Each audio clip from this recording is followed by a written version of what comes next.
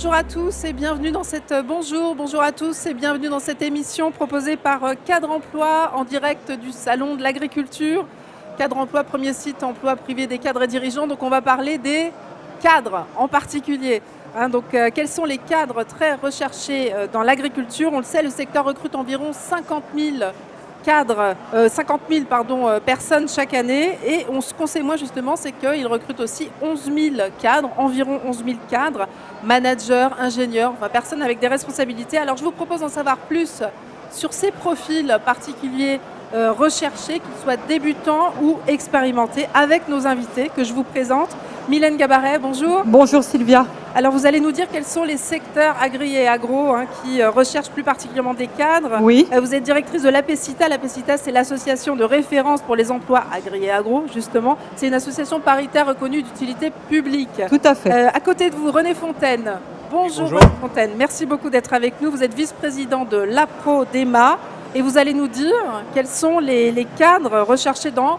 Tout à fait, oui. On représente le machinisme agricole. Voilà, dans l'agroéquipement. Pour résumer, de la moissonneuse-batteuse, mais aussi des tondeuses, pour faire simple. Alors, l'APRODEMA, c'est une association de bénévoles, on le reprécisera. Une association de bénévoles passionnés. Voilà. Olivier Clos, bonjour. Bonjour. Bienvenue également. Vous êtes aux premières loges des recrutements de cadres, puisque vous dirigez le cabinet MG Consultant. Et vous êtes un des tout premiers cabinets du secteur. Vous allez nous dire si c'est difficile d'attirer des cadres dans ce secteur. C'est pas évident, on va en parler. Voilà, Sébastien Giraudot, juste à côté de vous, bonjour et bienvenue également. Bonjour. Vous êtes directeur général de la Chambre d'agriculture des Côtes-d'Armor et déjà des chambres d'agriculture de Bretagne, c'est très long. On va évoquer avec vous des reconversions des néo-ruraux, parce que vous en voyez passer. Oui, on en voit, alors, pas autant que peut-être on voudrait, mais on en voit. Ouais. Voilà, et justement, des reconvertis, des deuxièmes carrières, on en a deux avec nous sur ce plateau. Yves Copé, bonjour. Bonjour. Merci infiniment d'être là, parce que normalement vous devriez être sur votre exploitation. Alors vous êtes passé de l'industrie automobile c'est ça, chez Renault pendant 9 ans. Voilà, c'est ça, le grand pas en avant. Et vous, Charlotte Sennendler, bonjour. Vraiment ravi de vous avoir avec nous également. Alors vous êtes plutôt passé de l'informatique au maraîchage. Vous allez nous en dire plus tout à l'heure. Tout à fait. Également. Alors, quel secteur agricole, Mylène, je commence avec vous. Quel secteur agricole recherche plus particulièrement des cadres? Est-ce que vous pouvez nous dire un peu les filières concernées? Oui, tout à fait. Alors, dans notre secteur agricole, agri-agro, c'est en premier lieu la production animale et végétale, suivi des métiers des services, et ensuite l'agro, ce qui rejoint le domaine de René Fontaine, l'agroéquipement, l'agrofourniture. D'accord. Donc les grandes cultures et l'élevage, on est... 48%. Voilà, donc c'est quand même assez conséquent. Exactement. Est-ce que ce sont plutôt des CDD ou des CDI qui sont proposés? Alors majoritairement des CDI à plus de 55% dans notre cas. D'accord. Alors René Fontaine, à côté de Mylène, oui. L'agroéquipement recrute énormément de cadres également. Alors on a un chiffre, on sait simplement que c'est 150 000 salariés dans le secteur, mais 35% de cadres, c'est cela? C'est 175 000 exactement. Oh, ça a augmenté depuis mes derniers chiffres. Donc c'est pratiquement 40% de cadres et ça augmente de jour en jour du fait que la technicité des appareils, des machines, devient de plus en plus importante. Sophistiquée. Donc il faut des études, on trouve beaucoup d'ingénieurs dans nos métiers actuellement. Et justement, quel métier en particulier recrute-t-on dans cette filière agroéquipement? Je rappelle, de la tondeuse à la moissonneuse-batteuse. Oui, on couvre les machines forestières, les espaces verts et les machines agricoles. Ouais. Et dans toutes ces machines, on cherche des technico-commerciaux de vente technique, donc dit formation, bien sûr des techniciens, mécaniciens, bien sûr aujourd'hui le métier qui débouche de plus en plus, c'est le formateur technique, pour former justement les entreprises, voire les clients, pour se servir des machines. Et ça, ce sont des métiers cadres, on est bien d'accord? C'est tous des métiers cadres, oui. À 40%, ce sont des métiers cadres du chiffre que je vous ai donné auparavant. Des commerciaux, tous les secteurs en recrutent? Tous les secteurs en général? Tous les secteurs en recrutent, aussi bien les constructeurs que le réseau de concessionnaires. puisqu'on trouve aujourd'hui des réseaux de concessionnaires, des concessionnaires plus importants qu'un constructeur en chiffre d'affaires. Et alors moi, je voudrais savoir, parce que les commerciaux, ce sont des gens très vénaux, donc sur quel salaire on est dans ces Aujourd'hui, un métiers? débutant commerciaux, malheureusement, vous allez me dire qu'il n'est pas payé assez cher, mais il faut compter entre 30 et 35 000 euros par an de salaire d'un commercial. Et ça, c'est du fixe? C'est du fixe. D'accord. De plus en plus du fixe. D'accord. Il y a moins de variables Il aujourd'hui? y a moins de variables du fait des conditions de vente de ces machines, puisqu'il y a leur reprise qu'il faut tenir compte, et souvent les reprises, ça reste sur le parc, comme on dit. Si j'ai bien compris quand même, et Olivier, vous nous le confirmerez, les rois du pétrole quand même dans ce secteur, ce sont quand même les doubles compétences. Tout à fait, oui. Parce que à terme, il faut se décider, soit on reste dans le commercial, soit on devient homme produit chez un concessionnaire, c'est-à-dire que c'est celui qui fait le cahier des charges des machines à venir, et de plus en plus, c'est vers l'export en plus. Donc ingénieur plus un master en commerce, par exemple. En commerce, ça, voilà. Voilà. Olivier, vous êtes aux premières loges, je le disais tout à l'heure, puisque vous dirigez le cabinet MG Consultant. Ça recrute à tour de bras dans le secteur. Alors, mesdames, messieurs, des recrutements dans l'agriculture, il y en a, c'est pas un mythe. D'abord, pourquoi est-ce que ça recrute? Est-ce que ce sont des créations de nouvelles fonctions? Est-ce que ce sont des nouvelles compétences? Dites-nous un petit peu plus. Alors, il y a plusieurs paramètres. Il y a effectivement déjà un secteur d'activité qui se porte plutôt bien et qui est amené à créer du coup des emplois, et notamment des nouveaux emplois. C'est vrai que tout ce qui va tourner autour des nouvelles technologies, par exemple, autour de la logistique, qui est un milieu qui a beaucoup évolué, vont être des secteurs créateurs d'emplois. On a aussi une partie de cadres et de dirigeants qui part à la retraite, donc il y a encore des renouvellements de postes dans le milieu. Voilà, donc il y a une dynamique qui est quand même bien engagée depuis quelques années maintenant dans le secteur agricole. J'entendais aussi que des entreprises se concentrent et que finalement elles ont besoin de staffer au niveau encadrement. Pour cette raison, vous confirmez? Oui, tout à fait. On est dans tous les secteurs de l'agriculture dans un phénomène effectivement de rapprochement, de concentration, de fusion. De la grande coopérative même aux grosses exploitations agricoles qui finalement elles aussi vont se concentrer pour optimiser l'achat de matériel, les assolements. Donc toutes les entreprises vont à un moment donné effectivement se concentrer et par cette concentration structurer différemment leur organisation. Dans le juridique, les RH, le marketing, voilà, etc. On va avoir des créations de postes dans des entreprises comme des postes financiers, juridiques, RH, commerce, logistique. Et donc toutes ces nouvelles entreprises finalement vont générer de la création d'emplois ou de l'organisation créatrice d'emplois. Et c'est pour ça que vos clients vous consultent. Alors, est-ce que c'est difficile, je vous le demandais tout à l'heure, d'attirer des cadres dans ce secteur? Parce qu'il n'a pas forcément bonne réputation. Alors au-delà de la réputation, c'est difficile parce que ça reste un secteur méconnu. Voilà, quelqu'un qui n'a pas fait d'études agricoles ne va peut-être pas spontanément penser qu'une entreprise à côté de chez lui est une entreprise de taille très respectable, développe des activités, est créatrice d'emplois et va penser peut-être à d'autres structures en priorité.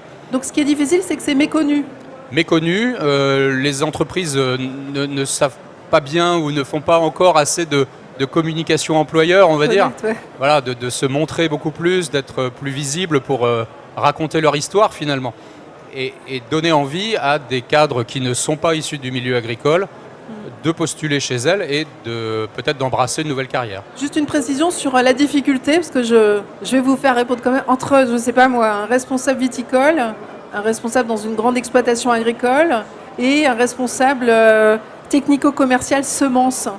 C'est lequel le plus difficile Le deuxième à avoir? poste sera le plus difficile, ouais. Un peu comme disait monsieur, c'est vrai que le secteur commercial est aujourd'hui, il y a un très fort décalage entre l'offre et la demande. Et donc les entreprises commencent à s'ouvrir à des cadres commerciaux qui ne sont pas issus du milieu agricole. Ça décloisonne alors? Vous trouvez que ça décloisonne un peu? Ça décloisonne. Et on a récemment, nous, recruté par exemple un directeur commercial dans un négoce agricole de petite taille, une trentaine de personnes, qui s'est dit qu'il devait aller chercher à l'extérieur un cadre qui allait lui apporter quelque chose de différent.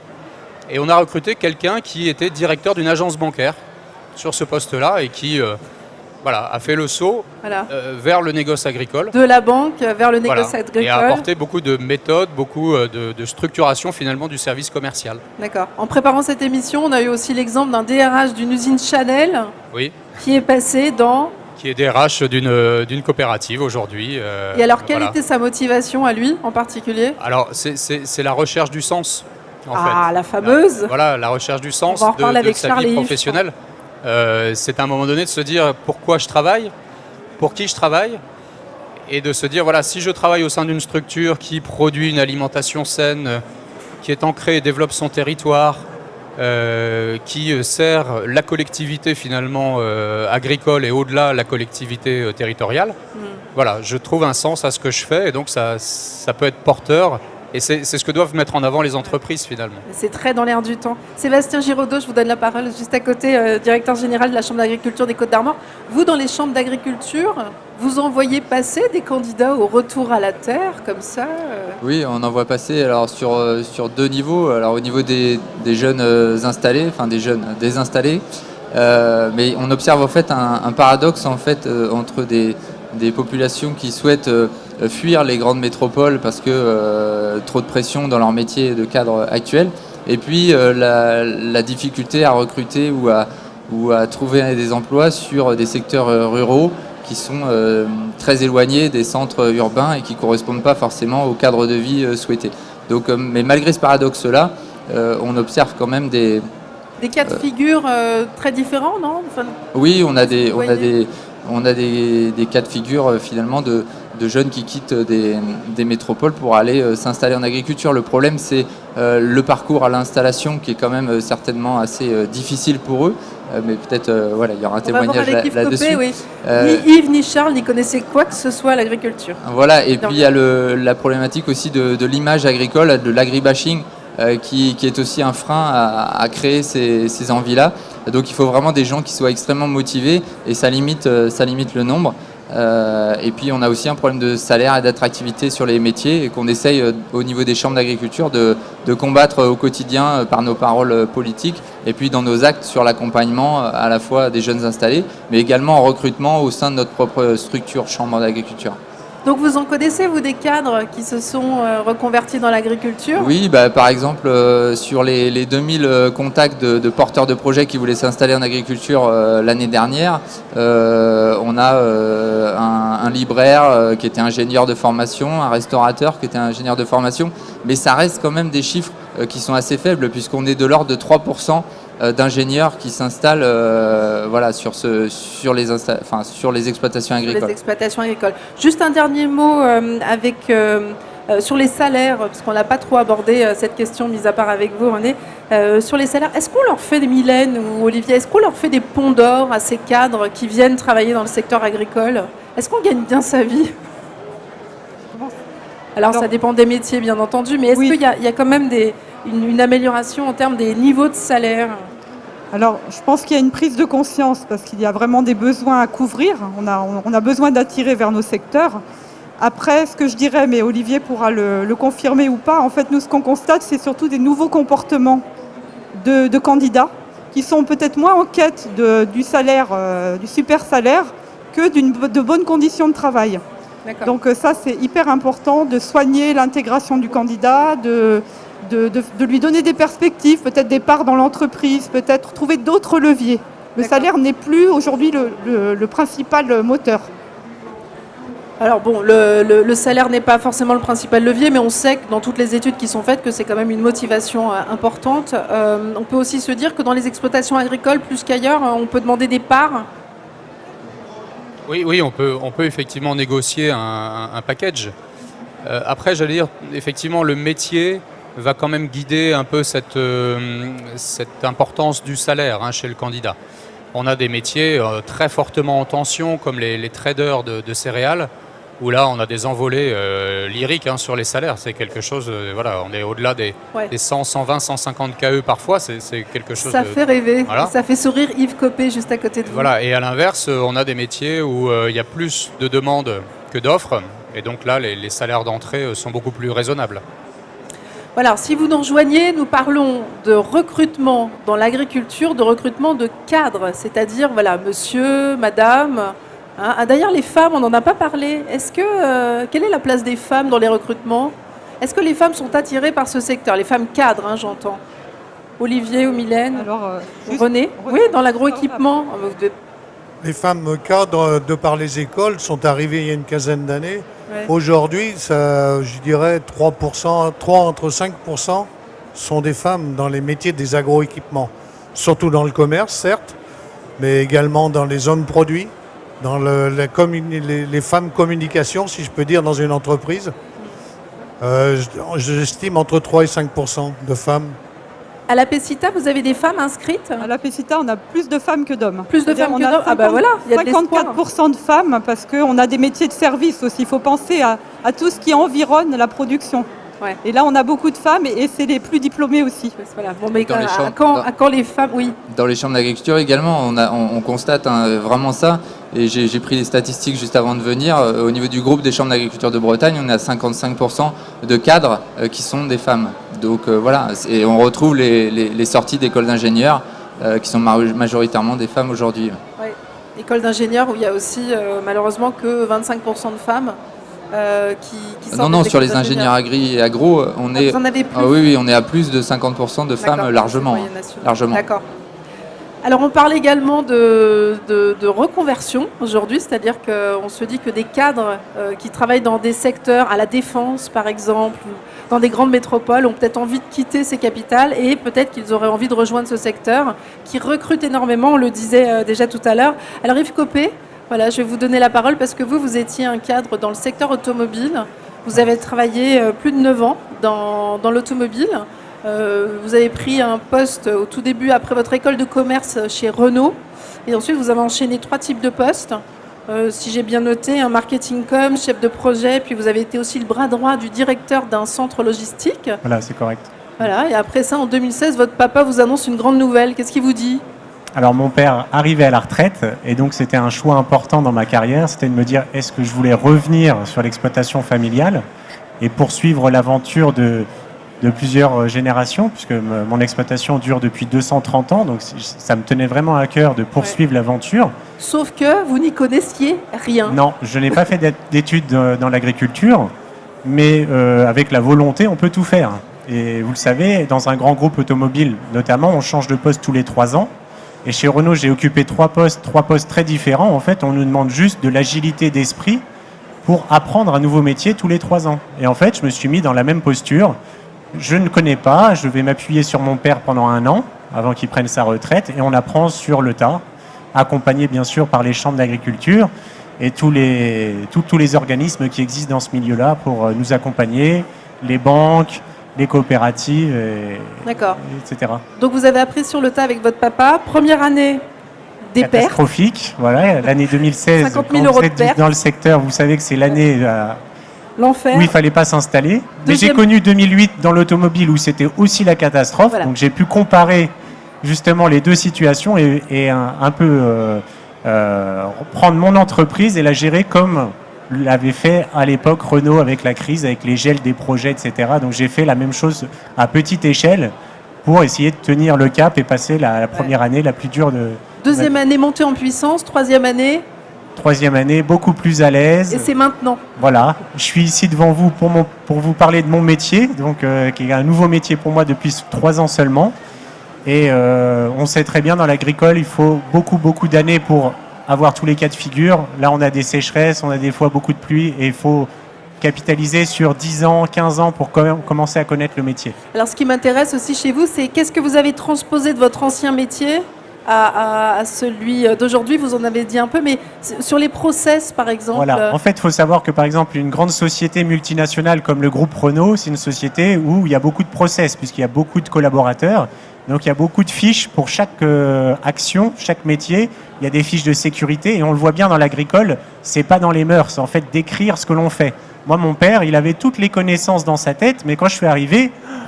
Je ne pouvais pas prendre le classeur et regarder alors comment on sème, comment on règle le semoir, tous les cas de figure. Donc j'ai dû mettre ça en place et ça m'a beaucoup aidé justement cette expérience passée pour le transposer dans ce milieu agricole. Mais il n'y a pas que ça, parce que quand on est agriculteur, on est vraiment chef d'entreprise. Vous l'avez dit, il y a de plus en plus de complexité aujourd'hui avec des solutions innovantes. Donc il faut être au fait du marché constamment. Et donc ça demande des compétences différentes des compétences qui étaient demandées il y a 20 ou 30 ans. Voilà, donc c'est très plaisant. Je reviendrai vers vous sur des conseils, parce que je sais que vous avez des conseils à donner aux personnes qui voudraient se reconvertir. Mais d'abord, je voudrais donner la parole à Charles Oxenhandler. Pas facile à dire votre nom. Rebonjour. Alors, c'est la ferme de la glutamine à Bordeaux. Enfin, aujourd'hui, c'est la ferme de la glutamine, parce qu'avant, vous êtes passé par l'informatique. Vous avez créé un logiciel hyper utilisé dans les médias. Vous avez aussi dirigé 2 unités pilotes de Cdiscount, ça en franchise. Et puis, une année blanche, et là, vous avez eu une idée. Laquelle ? Tout bêtement, de créer en fait des pépinières. On voit des pépinières partout en France, mais on n'avait jamais vu de pépinière de maraîchers. Des pépinières de maraîchers, avec un concept super spécial, parce que c'est pas que des pépinières. Il y a l'hébergement, il y a plein de services aussi. Complètement. C'est complètement nouveau, on ne connaît pas. On a créé en fait un kit du maraîcher qui permet à ces maraîchers d'être hébergés sur leur foncier agricole. On fabrique sur ce terrain leur propre éolienne, ce sont des micro-éoliennes. On leur met à disposition un vélo-tracteur qu'on apprend à façonner soi-même. Je l'ai créé en 7 jours. On construit en fait nos serres à partir de skis surcyclés. Donc les serres de nos maraîchers sont fabriquées avec les rebuts de l'industrie du ski. Et l'idée en fait c'est de montrer que l'innovation, elle vient aussi du low-tech et surtout de la résilience. Ouais. Olivier, si vous deviez analyser les compétences de Charles, je pense que vous en avez pour la nuit. Parce qu'en fait, vous avez une caractéristique, c'est qu'effectivement, vous avez pu passer de l'informatique au secteur de la bâtiment. Et puis du bâtiment aussi, parce que ça va très très vite dans votre cerveau. J'ai envie de vous demander, qu'est-ce que vous avez utilisé de votre ancien métier, de vos anciens métiers, de cadre, L'observation. Ce qui est intéressant, c'est de prendre justement des touches dans chaque métier et de venir composer une nouvelle symphonie, parce que dans l'activité du maraîchage, il existait déjà effectivement des couveuses dans le sud de la France, mais aucune de ces couveuses ne proposait de solutions agrégées avec le logement, le copartage d'un véhicule, l'électrification sur le site. On sait qu'un maraîcher, ça gagne en moyenne 350 € par mois. C'est pas avec ça que vous allez vous acheter une gousse de vanille et une bouteille de vin. Et donc l'idée, ça a été, en plus du maraîchage, par rapport à cette saisonnalité, de trouver en fait des initiatives qui nous permettent en hiver de fabriquer du mobilier tout en palette pour installer ça ensuite dans des maisons de retraite ou chez des institutionnels qui permettent à des personnes handicapées par exemple de faire du maraîchage hors sol. Ça a été de trouver des animations dans les écoles pour aller faire ce qu'on appelle sur les temps périscolaires de la formation, de la fourche à la fourchette. Et tout ça, vous l'avez appris, comment est-ce que vous avez appris ? Parce qu'on a vu que Yves, il a appris sur le tas avec son père. Et vous, est-ce que vous avez passé des diplômes ? Alors j'ai au départ observé ce qui se passait autour de moi. J'ai eu la chance de naître aussi à la campagne, d'observer ce qui se passait. J'avais un père qui était gentleman farmer, il n'avait jamais touché la vigne. Gentleman farmer, ça veut dire qu'il était dans la vigne, mais en costume. On va dire ça. Et l'intérêt, c'est que ce terrain sur lequel j'ai démarré avait été acheté par mes parents pour agrandir une exploitation viticole. Par chance, il y avait des vaches dessus qui n'avaient jamais connu d'OGM, donc j'ai pu récupérer un terrain d'une neutralité parce qu'il est au sommet d'une butte parfaite. Ouais. Et le déclic, ça a été un ami, quand je me suis installé, qui m'a dit voilà, moi j'ai pas de foncier, les banques ne me financent pas, je n'arrive pas à m'installer. Et en plus, il vivait dans une camionnette. Donc je vous raconte pas les conditions en hiver, c'était pas la joie. Et le déclic, il est venu de là. C'était de se dire, puisque cette solution n'existe pas autour de moi, moi j'avais décidé de ralentir le rythme. Et bizarrement, un ami me propose de venir partager ce foncier. Et puis, vous foncez. Ouais, on a foncé. Et donc là, on est en train d'ouvrir plusieurs dizaines de fermes sur tout le territoire. Mais vous vous êtes quand même inspiré de séjours à l'étranger aussi. Vous êtes allé observer ailleurs. Oui, alors Vietnam, effectivement, Canada. Pourquoi ? Parce qu'en fait, maintenant, avec Internet, on a une chance extraordinaire. C'est qu'on peut voir en fait une combinaison de solutions qui existent ailleurs. Et le tout était de les combiner et de leur donner du sens. Mais de trouver un modèle économique. Donc ça faisait beaucoup de facteurs. Est-ce que tous les deux, Yves et Charles, est-ce que vous pouvez donner quelques conseils à des cadres qui voudraient se reconvertir dans ce secteur, que ce soit pour créer leur boîte ou tout simplement pour postuler à des offres d'emploi ? Alors, on l'a déjà dit tout à l'heure, c'est donner du sens aussi à notre vie. Et en fait, l'avantage, quand on le voit quand on est cadre dans une entreprise, grande entreprise, on est cloisonné à une tâche. On est dans la direction des achats, ressources humaines, etc. Là, l'avantage d'être chef d'entreprise agriculteur, c'est d'avoir à tout faire. C'est-à-dire qu'on peut, si on aime la gestion, si on aime la commercialisation, on peut un peu plus dédier son temps là-dessus. Et on a vraiment toutes les casquettes. Alors bien sûr, ça peut faire peur parce que moi, pour ma part, je ne suis pas mécanicien, je ne sais pas faire. Donc il faut savoir aussi sous-traiter et déléguer certaines tâches, mais au moins on touche à tout. Et c'est ça qui est très plaisant. Et quand on compare vie d'avant, vie aujourd'hui, le temps personnel, vous en avez encore? Pour moi, c'est une passion. Donc, j'ai rencontré ma chérie sur un atelier de bénévolat que je fournis à la ville de Bordeaux, où tous les premiers dimanches du mois, on fait planton sur les quais. C'est devenu l'amour est sur les quais. Donc, quand on parle de passion, ça peut arriver comme ça aussi. Il n'est pas que dans le pré, n'est-ce pas? Ouais. Maintenant, ce qui est génial, c'est que des adhérents nous ont amenés en fait à trouver tout un tas de solutions, puisqu'on a agrégé une dizaine d'associations autour de notre programme. Ouais. J'ai non loin d'ici une jeune fille qui nous a aidés à amener du compost en quantité suffisante pour nos maraîchers, puisque c'était le premier poste de dépense d'un maraîcher, c'est l'acquisition de compost. On a trouvé en fait la solution pour le rendre gratuit. Et plein d'autres projets encore qu'on pourra retrouver d'ailleurs sur le salon si on veut aller faire un tour. On n'a plus le temps, Yves, dommage, parce que je sais que vous avez plein de conseils à donner. On les retrouvera sur le site de Cadre Emploi. On va vous redonner tout ça. Merci infiniment de nous avoir suivis. Merci à tous nos invités d'avoir accepté d'être là aujourd'hui. Merci beaucoup. Et bonne continuation à vous.